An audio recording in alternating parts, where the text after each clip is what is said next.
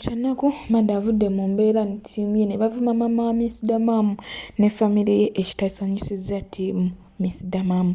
Binyumu byeraddeko byonna bikuleetedde maaso awo naye nga wasuze oti wasibeta gwe n'omulungi ampuliriza Ochano Media kwali subscribe for more updates, like, share and comment. Teweerabira okunyiga notification bell obenga notified buli nteka video empya. Njagala kujjukiza nti tulina Valentine discount, tusiba ebirabo, tukola gift hampers, tukola money towers, ebimuli bya ssente byonna tubikolako bulungi nnyo ddala.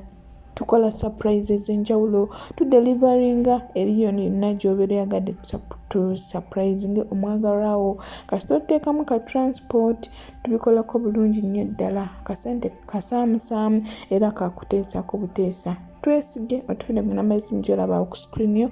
Mukwano nkusuubiza tojja kwejjusa. Nebaza bonna abaze mu inbox yange ne mumpagira mikwano. Ndi musimu nsaba Katonda bayo kye musinga okwagala. Ate nga n'ekirala tusiba ebirabo by'okukyala, okwanjula, birthdays n'ebirala bingi nnyo.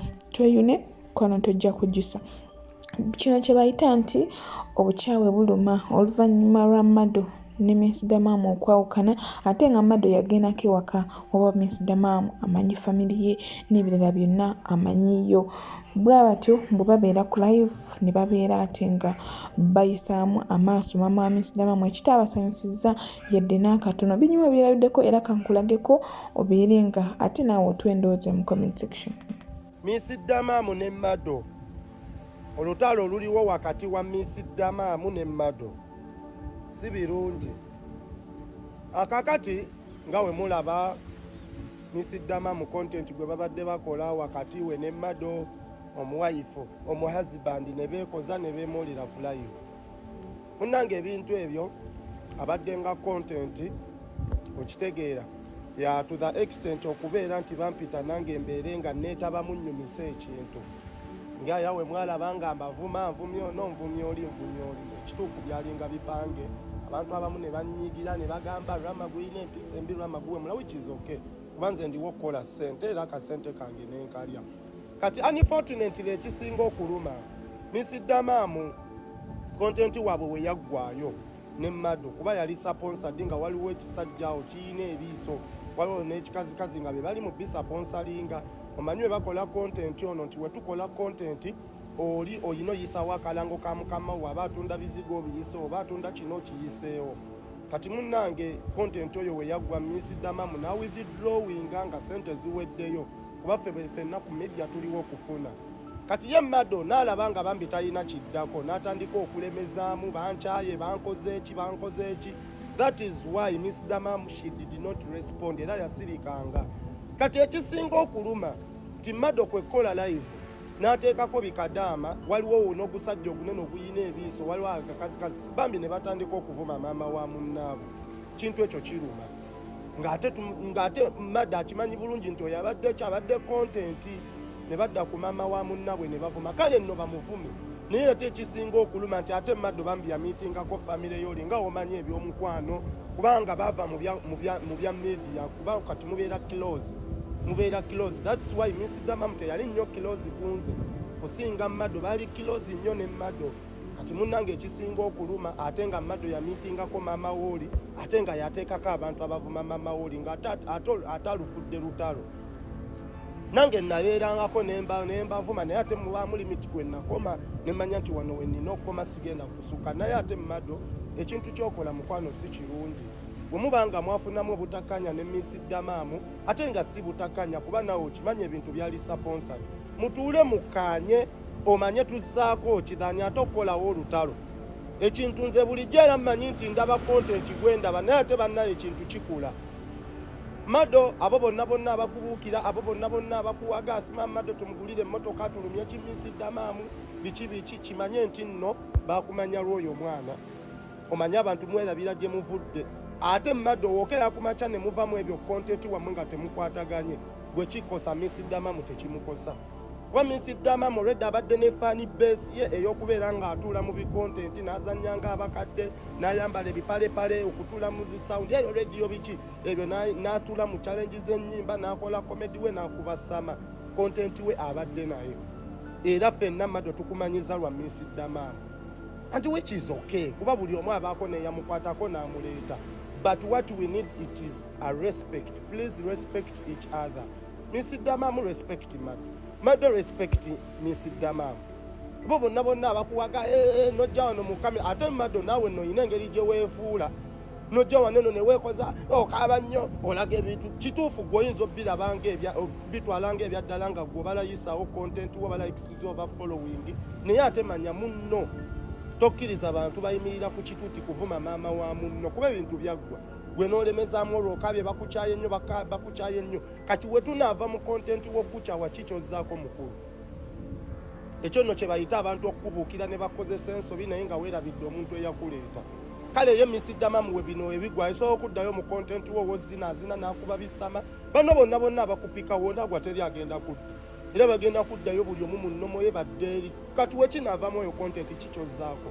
I think you should respect Miss Dammam and Miss Dammam should respect you. Mukwatagane muyiye ekintu ekiddako tuyiyiza kiki ekituzzaako kuba wano tuliwo funa ssente. Muno togenda muzanyisa bi content nga tafunamu ye waabalira ateekamu obudde datawo oluusi basobola n'omugoba ku mulimu. Gw'oli Uganda gw'olya ku TikTok ye alina omulimu gwakola alina kufuna. Lekera oteeka abantu ne bavuma maama wa muno ng'ate maama wa muno wamumiitingako weonaalemezaamu nota withdrawinga ojja laba ekiddako naffe owuwo tujja mujjayo va ku maama wa muno bikadaama ebyo bikuwabya abo bonna bakumanyiza lwa Miss Dammam byebyo nabo ekiti ensonga bwezityo weziri era oluvannyuma lwa Mado okulaba vidiyo eyo avuddeyo n'akomentinga ng'abuuza nti mazima ddala byoyogera obikakasa nti nga bw'ogamba nti ono tuvuma maama wa Miss Dammam ddala kituufu wawuliddeko nga tumuvuma, sooka owulire ebirala ate tubeere nga tweyongerako ku kiddako. Are you sure what you are talking about? Mado nze sirimba okimanyi naawe. Mado amazima ge nagambye Miss Dammam yali content ekituufu okimanyi okitegeera naye Mado kyenkulabyeko yeggwe muntu ayagala public sympathy okuva eri abantu. Miss Dammam mwateesa mukole content ate gwe n'ogwa mu mukwano okitegeera. Kanyabo ne kagamba Mado togwa mu mukwano tolemezaamu withdraw. Mu kifo ky'okuwithdrawinga watandika nnyiiga ebintu n'obiteekamu feeling. Fenna tuzannya content bro. Nye at least byonna mubikole naye respectinga maama wa Miss Dammam. Wamumiitingako omumanyi buli kimu okimanyi. Naye ate ekisinga okuluma kwe kuteeka agakazikazi ku live ne gatandika ovuma munno. Si birungi mwana, fenna tusobola ovuma. Kati nakulabye ku live ng'ogamba mbwoyo Rama simanya bamupangisizza nvume Mado sinnakuvuma kuba teri kye nayogedde kikuvoola okitegeera. Kubanga nze nayagadde kuvuma ate oba tolina kyosobola kunkola n'okuvuma asobola, but I respect you. Era message gye nagambye let us respect each other. Mado wayagala mweyagale ne Miss Dammam bw'olemereddwa naye nga just okimanyi bulungi yali content era najjanga mbagamba bannange Miss Dammam tasobola kweyagala na Mado nga nze nkimanyi era nkiraba.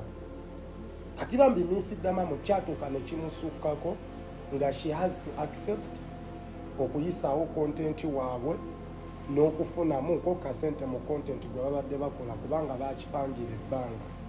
Kati ate Mado ye Mado ng'ayagala biri. Miss Dammam n'atuuka Mado n'agamba let us be friends. Ebintu bya love tubireke kuba oli mwana muto. Kuba Mado ebyaddala fenna otuuka okugoberera twakusaasiranga nga twebuuza omukazi omukulu kyakola n'omwana omuto okitegeera. N'akugamba let us be friends zisala omuliro n'olemezaamu. Ne kale ate ekisinga okunnuma kwe kudda mu bantu n'obalaganga Miss Dammam waali omubi nga wayina empisa embi nga wakwogerera. Kati Mado bakwogerera olina kaki naawe weetunuulire Mado. Mu butuufu nange nkutunuulira n'enkusaasira Mado olina kaki. Mbu simanya bapangisizza Rama nvume nze mukole gwakuvuma simanya nze nnyirire. Taano tukimanyi onyirira. Naye kati nze Mado oli mwana muto ku nze so akuwalana so akudda wano okuvuma, but what I'm telling you, please sala omuliro. Mama wa munno tomuvuma, n'oba tomuvumye naye oteekako abamuvumye obanga amuvumye. Kuba kati okuva we mwakyankala nambulira oba Miss Dammam yali akoze live eyogera ku Mado oba ekkuvuma, ne n'okola WhatsApp group osindisa abantu bavume munno mu comment bamuvumye, bakoze buli kimu. Mado tusobola okuvuma 5 ne tukutamye ne mumugamba tugenda kuvuma ove ne ku app eno 5 naffe tusobola okuvuma. Ne Miss Dammam ayina abamwagala naye njagala okimanye Mado toyina kyoli ewatali Miss Dammam. Kino nkyogera Mado nkuwadde omwezi gumu tulabe oba osobola okubeerawo ku app eno nga toli ng'okomezza oyo content ow'okukaaba, okitegeera. Era content gw'olina wakkaaba naye olowooza ogenda kkaaba paka. Munno yakugamba tubeere ba mikwano, ebyalaavu tubireke n'olemezaamu, okitegeera. Ne bineno we mwayawukana naga akale Mado komawo tukole content era n'ogaana n'okola entondo mbu it's too late. Mbogamba Miss Dammam it's too late. Omanyi mwana buvubuka bugenda ne bwerabira gye bwava. Kati Mado yina content ki? Kale Miss Dammam tumumanyi muzinya yina content we genda okebere. Era n'erinnya Miss Dammam twali muwalwa content we gwolina content ki? Wadde omwezi ogwo bro weetereze totalinnya lya munno nga ye yakwatako okutuusa wooli. Toyinsigwe wawanika Miss Dammam ye yakuwanika. Kati kale mwenna musirise tulaba ani anaagwa. Era gwagenda osooka ogwa kuba toyina content. Kyogamba tugenda beeranga buli kiseera kulaba ebyo byokaba tebitutama. Munno ne waba akoze ka content n'omulala ng'okabuukira ng'oduweti nga kitegeeza ye top kuggwe. Ne waba akoze ka content ng'oduweti ng'okaba wano ne Bibi Zande era n'oduweti nga n'ebyali tebikwatako tolaba nti ggwe Miss Dammam watali tobeera weera oyina kwesiba ku ye. So kyenkusaba kimu wa mama wa munne ekitiibwa yakwesiga n'omumiitingako you know everything, otherwise tujja kujja ate ffe tetwejjusa. Ensonga zeezo nsaba okozesa comment section yatuwa endowooza okuba video gyetandikidde paka gyesembedde. Nga tweyongeddeyo ku nsonga za Biniganta oluvannyuma lw'okugenda e Dubai okuyimba ne bamukwatirayo oba promota n'afuna obutakkaanya ne wabeerawo akacyankalano ne bakumikiriza nga bamusibye. Nsonga bwe ziyimiridde era tweyongera okuba nga ale tumusabira Katonda amusaasire aveeyo. Biniganta ebibi ebibi. Abaganda bange bannange tusabire nnyo Biniganta kuba bambi ebibye si birungi. Emabegaawo Biniganta yagenda Abu Dhabi okuyimba ng'ali ni skini we yasooka okugendayo. Amunange Biniganta wagenda Dubai okuyimba waliwo obutakwatagana wakati wa management ezo ziba zitegese. Munange Biniganta okutuuka baali tebamusasudde ebintu bye Dubai obimanyi. Eriyo bapromota beefuula abagezi leero no waaba ategese nga n'oli oba amuyimbulira poliisi kyona ategese ng'onaaleeta abayaye. Kale kwegamba organization yaabwe si nnungi. Biniganta oyo nno ekintu kye baamukola kye kimu kye baakola Lieni Skin. Just nga omanyi nti kataata si kantalo kasajja kasirise tekayomba na muntu. Biniganta ye muyimbi gwota nga tuyinza namanyi owulira buulizi nti Biniganta n'omanya nti oyo muyimbi serebu. Ninga ye muyimbi gwota sobola wulira mu politics, ye muyimbi gwota sobola wulira mu ntalo, ye muyimbi gwota sobola kuwulirako kintu kyonna kibi. Naye bambi unfortunately Biniganta yabeerawo e Dubai ne bamuba bubi nnyo kutuuka kwagala kumutta yenna n'afeenya ng'alabika bubi. Era emabegaawo bano bonna abamawulire bagenda okujja ffe nga twayogera dda ku nsonga za Biniganta nga tunoonya justice ya Biniganta. Balista Timo ye muntu eyasooka okukola live awo ne ŋŋendayo nga twebuuza abantu beeya lwaki bakubye Biniganta. Kintu kimu kye bakola Lieni Skin. Alaba abaana ba Abu Dhabi ng'ogyeko banene ab'e Dubai Abu Dhabi bo buli muyimbi agenda baba balina okumukuba. Era Lieni Skin tabakuba mukalukalu. Munnange naye yali alugenze nga baagala mukola bye bakoze Biniganta. Mune omanyi Biniganta muvubuka muto tamanyi ntalo tayomba talwana baamukuba ate munnange ne bamutwala ku poliisi tya munna Uganda bamuwa wabi. Tuli wano tugamba justice for Biniganta naye nga justice gye tusaba munna Uganda munne ye yamuteesezza mukomera nga ate n'omukuba baamukubye. Awo nno we nkugambira nti olaba nga munna Uganda yonna gy'oli oba gy'okolera yita bbali. Wolabanga Munnayuganda bino simanya ndi Qatar, simanyanga ndi Dubai, simanyanga ndi mu America, ndi wa itoti era ndaba wanene abantu banange sinalaba ko Munnayuganda, sinalaba ko muganda wange natuusa banetwale maama muganda wange weesabira bizibu. Munnayuganda omumanyi, Munnayuganda ye muntu akusanga ng'okola oba ng'osumagidde munakuba ekifaananyi n'aweereza oba okyakaaba Bayindi Babangaladeshi Basirilanka naye nga Munnayuganda ye yakumaze dda. Kale kikwasa ennaku okubanga Munnayuganda kala yeemu, enfaanana yeemu, nemba mwafunyemu obutakkanya ne Biniganta nga Biniganta ye mubi ennyo. Soka omusaasire otunule flight mmeka ze yakalinnyo okujja okuyimba kuba bambi kataata tekalina buzibu tekalina ntalo nyate bambike baasibye. Senga nno yabadde Muwarabu nga yakutte Biniganta nti oba nanjaga tugamba kale naye Munnayuganda kati so tuli waneno twogera mbu Abu Dhabi bapromota mukwatagane mute Biniganta naye nga be bamukutte. So nkuba omulanga guno abayimbi mwenna abe Uganda wawuliranga mbu Abu Dhabi bakuyita genda kuyimba muganda wange togenda. Kinano ekintu kyatuuka kwali eniskini ne bamuvuma mbwa eniskini kyeraga tekitegeera biki banne ne Biniganta eraga tategeera kitundu kye kimu mwe mugudde essaga yeemu. Sigamba mbu yazze Kata n'ayimba ne tugamba ali eniskini tayagala kuyimba agenza omulala ze n'ayimba ne tumuleka, wabula buli muyimbi agenda we batamukuba either baba balina mupangira bayaye ne bateekawo diversion naga kati ku police. Kati Biniganta nnaku 8 ali ku police okumenya abantu bazibu. Munnayuganda yalemeddeko yatoye ne order tebakkirizayo muntu n'ogu kulinnya ku poliisi gendayo kulaba Biniganta. Musajja ate okuva we yagenda aliyo naye nga ye yakubwa olwokuba tamanyi mateeka bambi musajja wattu mwana mutoshi, he is still young. So bambi tusaba Eddie Kenzo ne Federation mukwataganeeko n'abayimbi bambi tuyambe Biniganta kuba ffe munnanga abandiyambye tetusobola ate abantu abali eri munnanga ate be basibye muganda waffe tetuli mu nsi y'emu.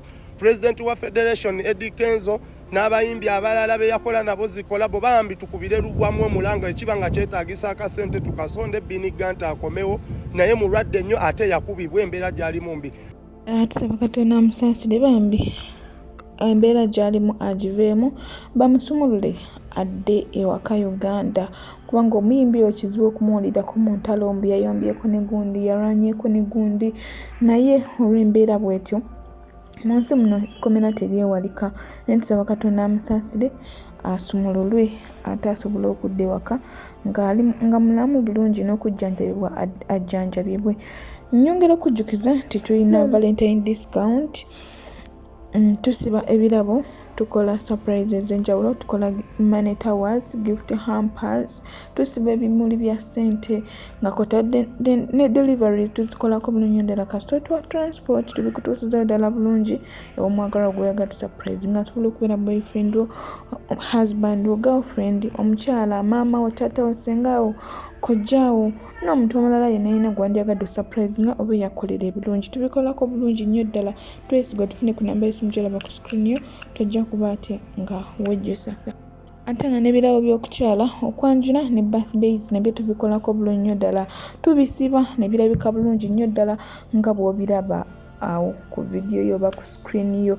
Twesige otufune ku namba y'essimu gy'olaba ku screen yo mukono tojja kwejjusa okyali ku social media. Subscribe from updates, like, share and comment. Wera bino okunyiga notification bell obenga notified bwe nteekawo video empya.